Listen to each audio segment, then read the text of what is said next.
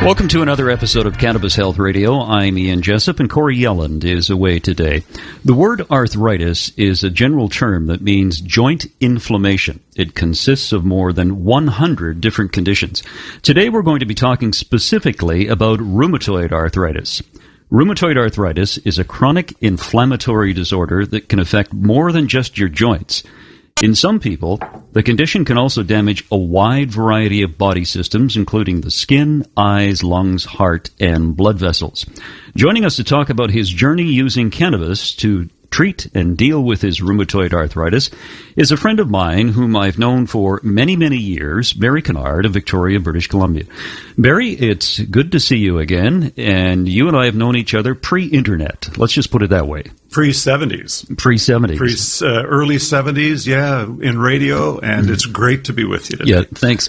Now tell us about your rheumatoid arthritis and when you first noticed that something was wrong. Well, it was about 8 years ago. I was at a dinner party with some friends, and we were having a wonderful time, and I got some pain in my hands that I couldn't explain. It was incredibly bad. It was very, very painful. And you never had that pain before? No, it came out of the blue. We were having dinner. The pain occurred. It came to me in my hands. It was so bad that I thought my hands were broken. And when you feel that both hands are broken, it's disconcerting. So we went home. I told my wife that I felt that I had a major problem. I didn't know what it was. Went to my doctor the next day. He said, pardon me, it could be arthritis. Sent me to a rheumatologist. The rheumatologist confirmed that it was rheumatoid arthritis and told me that I had a tough road ahead of me and that I could likely be, I'm 66 now. I was about 57 at the time. Said that in 7 or 8 years, if I don't begin medication right away, I'd probably be in a wheelchair. And what did that do for you psychologically? Well, it was so unexpected that it took me a long time to understand what was going on. Yeah, you had to process it. Well, yeah, I'd been really, really healthy. I was fit. I was active. I ran, I walked, I exercised, I did all the things you were supposed to do, and this happened to me, and there was no sign of it in my family. My parents had no indication of arthritis. My brother has no indication of arthritis, so I couldn't believe it and refused to believe it for a while until such time as I got the testing done at the rheumatology clinic. The rheumatologist said that I do have it. There's no doubt about that, and they suggested that here's the regimen that we would like you to do, and we can help you, and that's sort of what I did. What is the test for rheumatoid arthritis? Well, it's a blood test. In layman's terms, which I am, it's a C-reactive protein. Yep. And my understanding is when that protein is elevated, then that's an indicator that you've got inflammation in your system, and typically that would be in the rheumatoid arthritis family. And they specifically said I had that kind of arthritis. There are other kinds. Psoriatic is another. This one was rheumatoid. This one was the one that I thought was most frightening and the one that I had. So that's how we began to process it.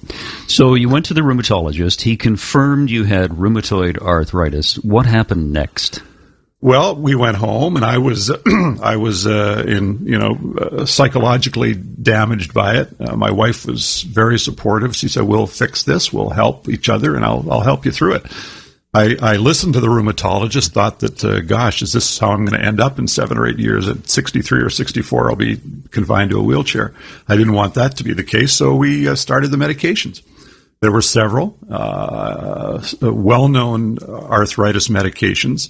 Like what? Well, the one that I most recall is a medication called methotrexate, which is a cancer drug and very effective, I think, for some folks that have cancer.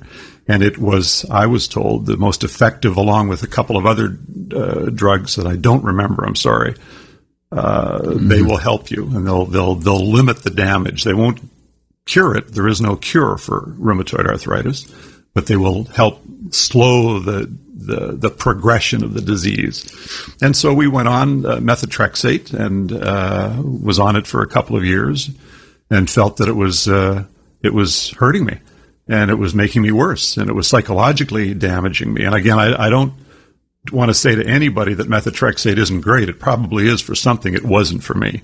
It was bad for me, and the disease wasn't getting any better. So what did this methotrexate do to you that was so damaging in terms of the way you could function on a daily basis? Well, I could function just fine. I was psychologically, I thought, damaged by it. I was depressed. It was making me depressed. I don't know much about depression. I certainly know a lot about it now because I have suffered from depression, not necessarily because of this, but I think in conjunction with this drug. It reacted, in my view, as a real negative impact on me psychologically, so I felt that I had to stop taking it. It's interesting you mentioned depression because I've known you for a number of years, and when you told me your story last summer, even before I was involved in doing this podcast with Corey, you were not a person who I would say was a depressive person. You were very optimistic. And to hear the fact that you got depressed was it was astounding to me because it was the total opposite of who you really are.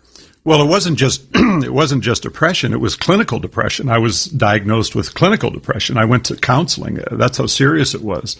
I was so concerned that I was reacting negatively to myself and the people around me and my wife, who's been with me longer than I've known you. And she said, there's something wrong here. We need to get some help. So I went and saw an incredible psychologist. She helped me. She said, I'm diagnosing you as clinically depressed. And so that was sort of what got me on the road that I'm on now. And being depressed and having arthritis was something I didn't want to kind of have controlling my life. So I thought I should make some changes. So how long were you on these drugs? I was on methotrexate for about 3 years, and I've been off methotrexate now for about 5 years. And the drugs were doing what to you?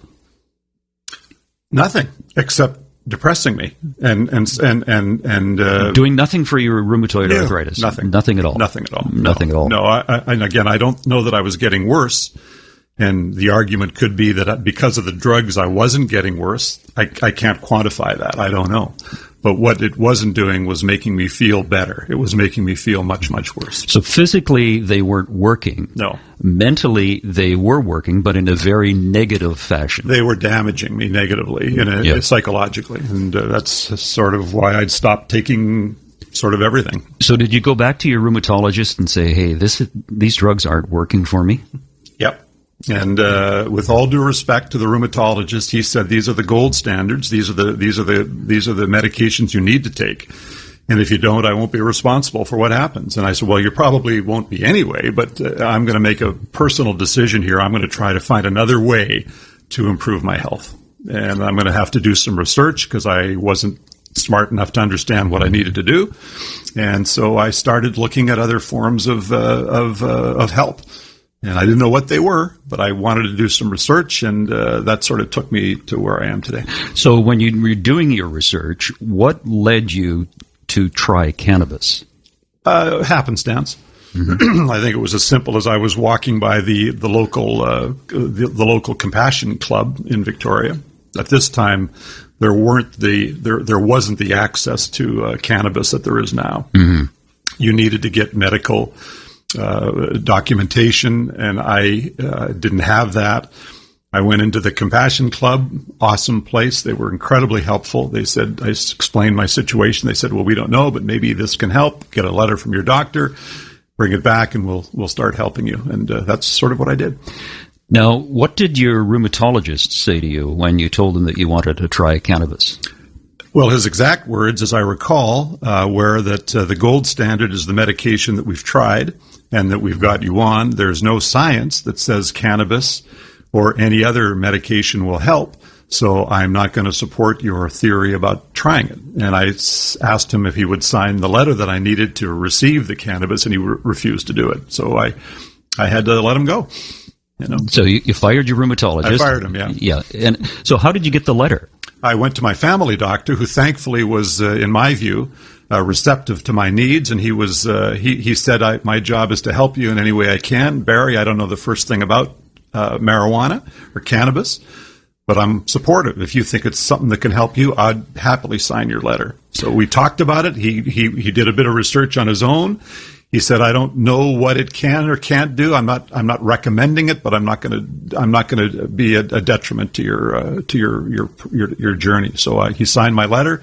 I took it in, and 7 or 8 years later, here I am. Boy, you were lucky to find a doctor like that. I thank him every day. Yeah. And he knows that, and I talk to him a lot about it. He helped me with my depression. He suggested I get counseling for depression relative to what I thought the drugs were doing. Might have been other things involved too, but he's been incredible. And the only thing I would say to people who are contemplating doing what I did is get some support. Get all the support you can. When you started taking the cannabis, how do you take it? I take it in the form of a vaporizer. I don't like smoking. Mm-hmm. Smoking isn't good for my lungs. So I didn't want to do that. So I got a vaporizer, and it heats the herb, and you inhale it like you would anything, but it's vapor as opposed to smoke. So you don't get the burning. You don't get any of that. No. Oh, okay. No, you don't get it. It is a vapor. It's I liken it to, most people can understand what a diffuser might be. Mm-hmm. We have a diffuser in our house, and it kind of has a little diffusing smoke coming out of it. Yeah. It's not really smoke, it's just vapor. And that's what the vaporizers do. And that's how I use it. And I've been using it regularly, probably every day, as a sleep and a pain aid for about 8 years. And it's been incredibly helpful. Do you use it just once a day? Yep. Yeah, at night, usually at the end of the evening. We have grandkids, and we're very active. And my wife and I are devoted to our grandkids, and we spend all the time we can with them. So at the end of the day, when we're alone at home and it's 10 or 11 o'clock, I want to go watch the news or read a book, I've got my vaporizer by my bedside. I put the herb in. I vaporize for about 20 minutes. I read, fall asleep. I get a full 7-8 hours of sleep every night. Rarely do I get up. And in the old days, when I was on medication, I'd be up all night long in pain. But now, again, I don't have the pain. I sleep incredibly well. I wake up refreshed. I feel like I'm a new person. Barry, is there a specific strain of cannabis you use? No. Again, Ian, I'm not smart enough to understand a lot of the psychology of it. What I do when I go to my local dispensary, mm-hmm. I tell them what my needs are, and thankfully the business of cannabis is growing, and people are trying to understand how they can be helpful as advocates as well. So I say what I need is I need to get something for pain, because I still get some pain in my hands. It hasn't gone away. And I need something to allow me to relax and sleep. I don't want to get high. I mean, that's the misconception that cannabis is a drug that makes you high. And we're all like we were in the 60s, in the park smoking pot and speak for yourself. And listening to Led Zeppelin, which I still do, by the way. Listen to Led Zeppelin, but it's not that at all. It doesn't, in my view, make me high. It certainly relaxes me. And it just makes me sleep. And, I heal when I sleep. And that's what I think the benefit has been for me, is that it allows me to rest, and it allows my joints to heal and relax and feel better. And so the next day I get up, I feel great typically, and I'm an advocate. And that's what I want to tell people, Barry, if your pain on a scale of 1 to 10 was, how would you rate your pain prior to taking cannabis? Well, I know that people go through much worse pain than I've ever experienced. There are people that are severely ill or have been ill, so it's all relative. Mm-hmm. In my scale of 10, and I don't like pain, so I'm probably a weak guy in that regard. Mm-hmm. It was a 7 or an 8 out of 10. I'd say, let's say a 10 is when you break your arm. Mm-hmm. That hurts like heck. This pain was close to that. Okay, so it was close to that, and to the point where I was frightened for my health, and I was frightened that I wouldn't be able to take care of myself. And I thought that it was so bad that I was going down a path that I thought was going to leave me infirm or not able to take care of myself. Mm-hmm. That's how it was that painful. So today, how would you rate your pain? Less than a 1. I wake up in the morning. I've got aches and pains. I'm 66, so I think that's okay. Mm-hmm. I've been pretty active in my life. Again, I wake up with aches and pains. Typically, I shower, I start moving, and 2 or 3 minutes after I'm up and I'm making the coffee, I feel fine. I don't have any pain. Again, I got a few aches in my ring finger on my left hand. That's still... Yeah, tell us that story. Well, that's where it all started, in my left hand, and then it moved over to my right hand. And the pain that I suffer, and again, it's really, I've got to describe to you that it's really relative pain. It's not really pain. It's just a discomfort more than anything. My gauge as to how I'm doing is if I can get my wedding ring on my finger. And right now I can't. There's still some inflammation there. So I'm still working on it. It's a work in progress. Mm-hmm. It's probably never going to go away. But my attitude about it and my philosophy about the use of cannabis is just nonstop, and I'm an incredible supporter of it. Now, the pain that you had elsewhere in your body, do you have pain in your shoulders, your elbows, your knees? I had it everywhere. Everywhere. I had pain in my toes, in my arches, my heel, my ankles, my knees, my shoulders were the worst. They would both my shoulders would be affected by inflammation and pain, severe pain. And again, this is going back a few years. I still remember how bad it was. But again, since for the last 5 or 6 years, I haven't experienced that kind of pain at all. So, but I do remember it well. I remember that I ran into you and your wife on the street about 2008. And I think this is probably where it was starting. Mm-hmm. And I didn't say anything to you, but I thought to myself afterwards that you looked like you were in discomfort. Mm-hmm. Absolutely, and I was, and people have told me that. I mean, you and I know a lot of the same people, thankfully, and we have friends, but that we both know. But a lot of people have told me that, and my really close friends, who I see a lot, mm-hmm. were really concerned, and they didn't say much to me, but they certainly talked to my wife, especially relative to the depression that I suffered, and it was severe. And all my friends knew about it. I probably was denying it. Depression is a strange thing that it affects people differently, and it affected me in a way that it's hard for me to describe what it made me feel like. And all I know is that I have an enormous amount of respect for people who go through that, and I want to be able to help people if I can as a lay person. So I understand depression, and I understand how it results in other things going wrong in your life. But I'm just so glad that I had the support that I did from my friends and family to get me through it. Does the depression still impact you at all today? I would say no. I certainly understand it, and I didn't for a long time, 2 or 3 years. I didn't understand what was happening to me. So I had two things. I had the pain from the disease, and I had the pain from the other disease, which was the depression, which I consider a disease. Mm-hmm. So I had two diseases, both creating pain in a different way. And today I feel that I'm not affected, by the arthritis that I was, and I don't think I'm affected by the depression as I was. I feel that I'm kind of on a really good path now. I have a friend who has, I worked with him in the 80s, and he has glaucoma. Mm-hmm. He's blind, and he has depression, very bad depression. And I'm trying to get him on cannabis oil. He tried the high THC, and because of his depression, it caused problems. Yep. But I asked him one day, I said, if you had to choose between being blind with glaucoma or having depression, what would you choose? He said, I'd choose glaucoma. He says, depression is absolutely horrible because you become someone you're not. And you're the only one that knows that. That's right. And I understand how he feels, and I'm with him there.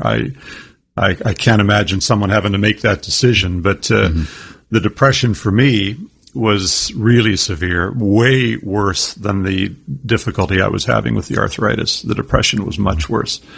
And so do I connect them? Probably. Somehow I do. You look at your life and you think, well, how did I get to this point? Because I've been trying to do everything right. Now I've got two things. I've got rheumatoid arthritis and I've got depression. That's something I've done wrong. That was a mistake that I made because it really wasn't anything I did. It was a result of things that had happened to me. And so with support and with help and with counseling, and I'm a huge fan isn't the right word, I'm a huge supporter of, if you need it, get it. If you think that you're being bothered by something, you need to talk to someone about it, because it's the best thing you can do. And that's what I did. And I was reluctant. I didn't want to go to see a psychologist. I didn't think I needed to, but I did, and I'm glad I did. And it took me a long time to understand that, but it's been tremendous. And so I just feel like I'm the guy that I was when I was a kid again. So, do your friends say to you that they really notice a difference in you physically and mentally? And if they do, what do you tell them you did in order to change? Well, I'm really honest about it. That's why I'm here talking to you today. I want to tell people that my experience was damaging.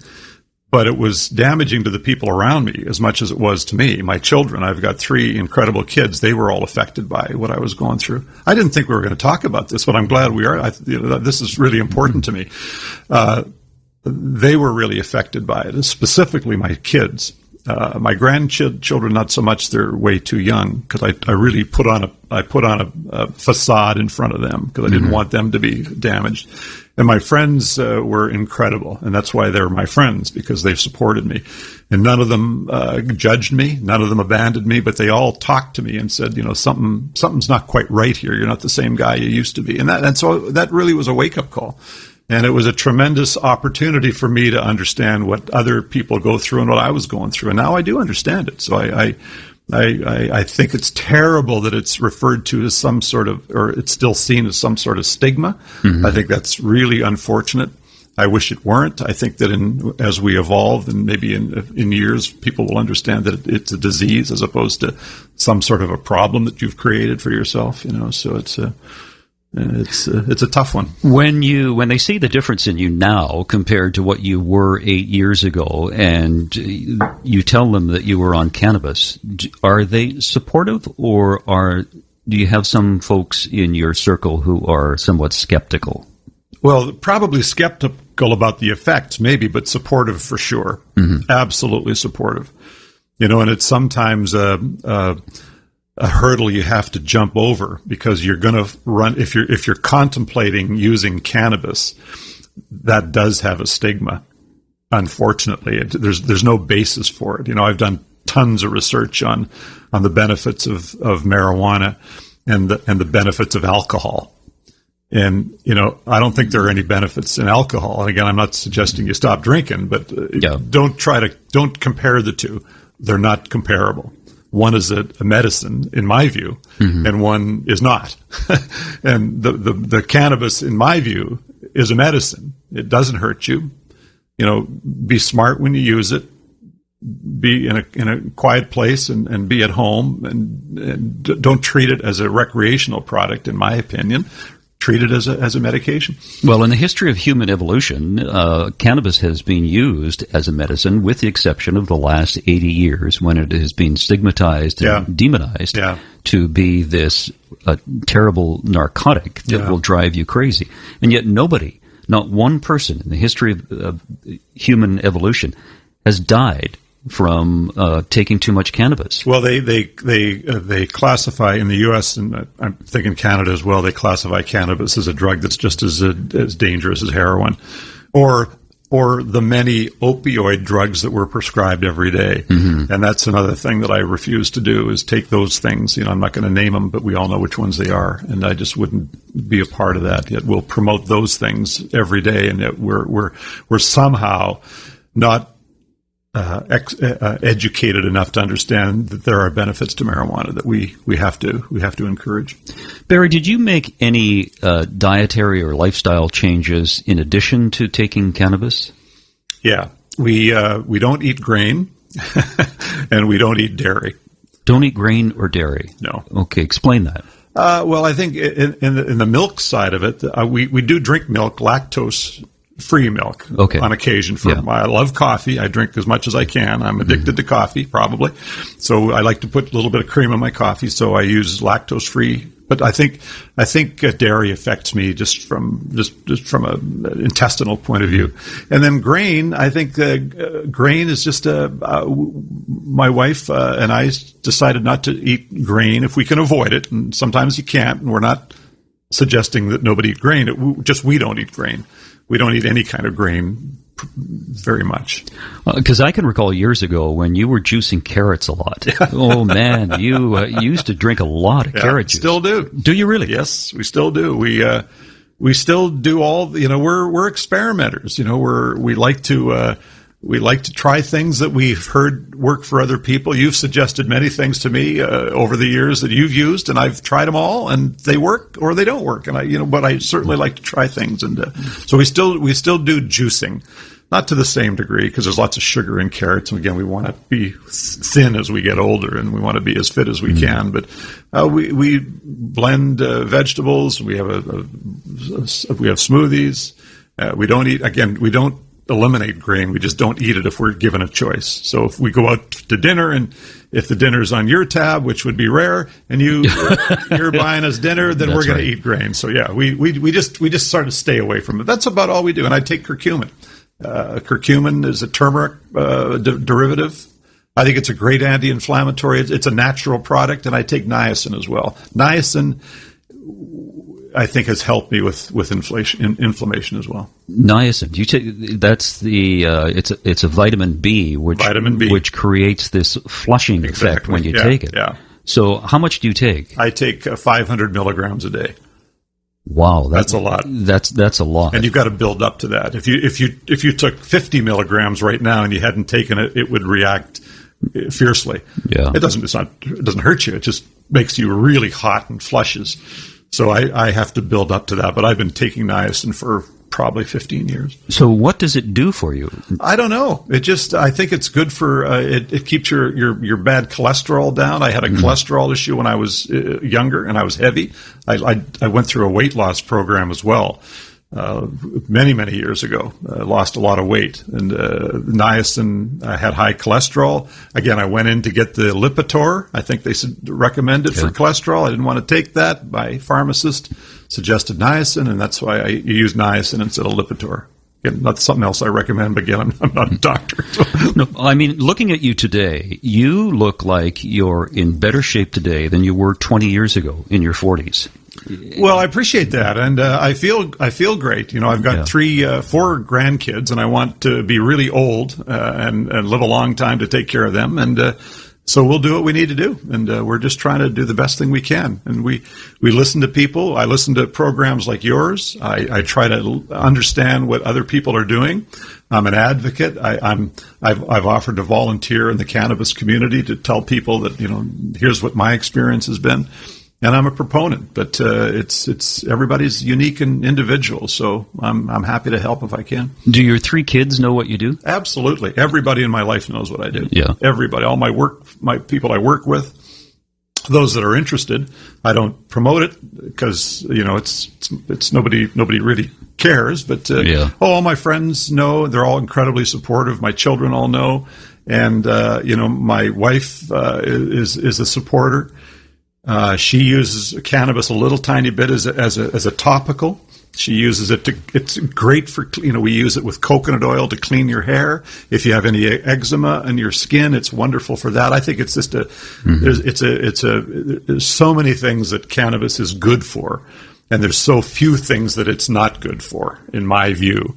I think it's a tremendous product, and I think it's a tremendous, of medicine, and I'm sorry that so many people have suffered because of their use of it. I think we're really in the forefront of a change in public attitudes toward this plant, because that's all it is. Yep. It's just a plant. And one of the things that many people don't realize is that you can juice the cannabis plant and you don't get high. In order to get high, you have to have THC in the plant, and you have to burn it in order to activate the THC. Yeah. But I think when Canada legalizes marijuana next spring at some point, and it becomes legal for those individuals who are 18 years of age and older, I think you will really see an explosion in people trying it. Yeah. Because the demonization of this particular herb will diminish over the years. Well, I think that's already happened. I think the government is way behind the curve. I think the community is way ahead of the curve. I think there are lots of people who have for years been using cannabis as a medicine. As you've suggested, it's been used for thousands of years. I totally get that. But more importantly, it's become I want it to become sort of mainstream so that you don't have to go and spend all your money on an opioid to relieve your pain, or on a painkiller that comes from the big pharmaceutical companies. I'm not supportive of them at all. I think that's a whole other story. But what I want to say to people is that you should at least explore the opportunities. If you have pain or you have depression, I'm not suggesting that it will work or won't work, but it's certainly worth looking into. And you can get lots of support online. Programs like yours are awesome to talk about it. And I think the curve is the community is ahead of the curve. The policymakers are behind the curve. Yeah, now. Totally agree with you. Yeah. Barry, thanks for coming in. My pleasure. Enjoyed this. It was fun. Great to see you. Yeah, good to see you. Okay, buddy. That's another edition of Cannabis Health Radio. We'll be back again tomorrow.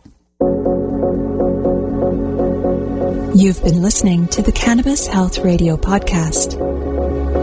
Visit our website, cannabishealthradio.com, and follow us on Facebook and Twitter.